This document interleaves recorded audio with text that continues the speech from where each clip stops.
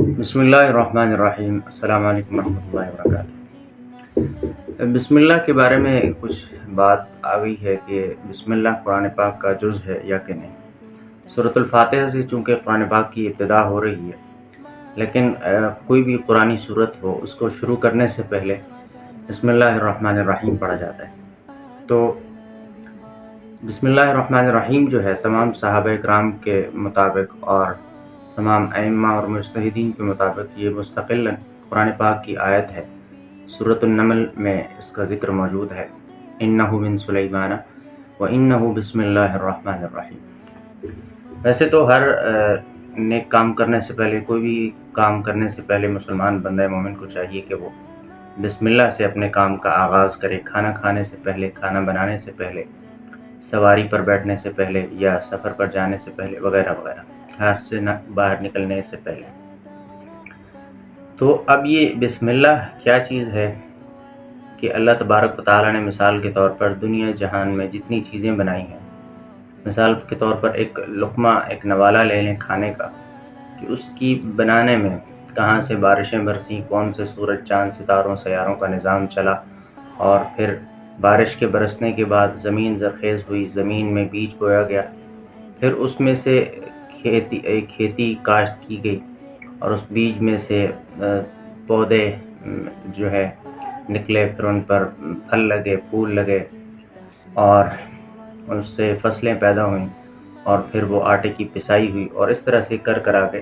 وہ لقمہ اس آدمی تک پہنچا۔ تو آدمی کے ذمے کیا لگایا کہ اس کے کھانے سے پہلے صرف اللہ کا نام لیں، کہ اللہ کے نام کے ساتھ میں شروع کرتا ہوں، یا اللہ کی مدد کے ساتھ، یا اللہ کے بابرکت نام کے ساتھ میں اس کو شروع کرتا ہوں۔ اور دوسرا یہ ہے کہ حضرات جو صحیفہ عثمانی تھا اس کے مطابق بسم اللہ چونکہ اس سے پہلے کچھ نہیں آنا چاہیے، اللہ کا نام ہی آنا چاہیے، تو با حرف جر کے ساتھ اسم الگ لفظ ہے، تو اسم کا الف ہٹا کر با کو اسم کے ساتھ ملا دیا گیا، تو بسم اللہ الرحمن الرحیم بنا۔ جبکہ اس کے متبادل، اس کے برعکس، سورۃ العلق جب شروع ہوتی ہے تو اقرأ بسم ربک الذی، وہاں پر الف کو کتابت میں لکھا گیا ہے۔ تو یہ ان دونوں میں فرق ہے کہ بسم اللہ سورۃ الفاتحہ سے پہلے یا سورت شروع کرنے سے پہلے جو بسم اللہ ہے، اس بسم اللہ کے میں لکھا جانے والا الف جو ہوتا ہے اس کی کتابت حذف کر دی گئی ہے،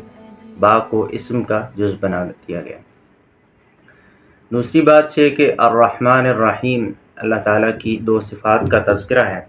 کہ دنیا میں جتنا نظام موجود ہے اس کی اللہ تعالیٰ کو ضرورت نہیں تھی، محض اپنی رحمت کے طفیل اللہ تبارک و تعالیٰ نے اس سارے نظام کائنات کو بنایا ہے اور چلایا ہے، اور اپنی رحمت کے طفیل ہی ان کی گزر بسر کے سارے نظام اور اسباب کو پیدا فرمایا ہے۔ صفت رحمان اللہ تبارک و تعالیٰ کی صفت اللہ کی ذات کے ساتھ مخصوص ہے، جیسے لفظ اللہ کی واحد ہے، صرف تثنیہ اور جمع نہیں ہے، کہ اللہ کی ذات اکیلی الہ ہے، اور اکیلے اللہ کو ہی، اسی ذات کو یہ نام زیب دیتا ہے، تو اس کا متبادل کوئی نہیں ہے، اس جیسا کوئی معبود نہیں ہے، ٹھیک ہے، اس کے علاوہ کسی کی عبادت روا نہیں۔ تو اس اسم لفظ اللہ کی نہ تثنیہ ہے، نہ اس کے دو ہے، اور نہ اس کے تین، ٹھیک ہے، نہ اس کی جمع آتی ہے۔ تو اسی طرح سے لفظ رحمان کی بھی نہ تثنیہ آتی ہے نہ جمع آتی ہے۔ رحمان اللہ تعالیٰ کا وہ صفت ہے جس کی وجہ سے اللہ تبارک و تعالیٰ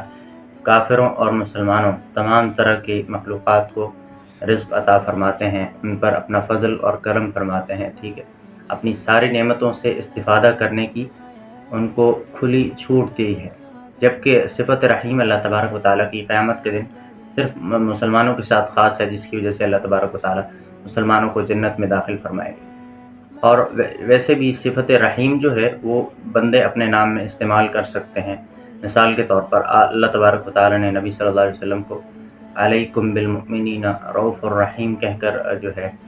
ان کی صفات بیان فرمائی ہیں قرآن پاک میں۔ لیکن اگر کسی بندے کا نام فضل الرحمن ہو یا عبد الرحمن ہو تو عبد کے بغیر اس کو بلانا جائز نہیں ہے، یہ گناہ ہوتا ہے،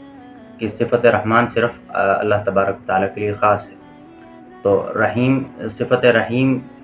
جو ہے وہ بندوں کے لیے استعمال کی جا سکتی ہے۔ تو یہ بسم اللہ کے بارے میں کچھ چند ضروری باتیں تھیں جو آپ کے لیے بیان کر دی ہیں۔ امید ہے انشاءاللہ آپ کو سمجھ میں آ گئی ہوں۔ اس کے بعد انشاءاللہ سورۃ الفاتحہ کے متعلق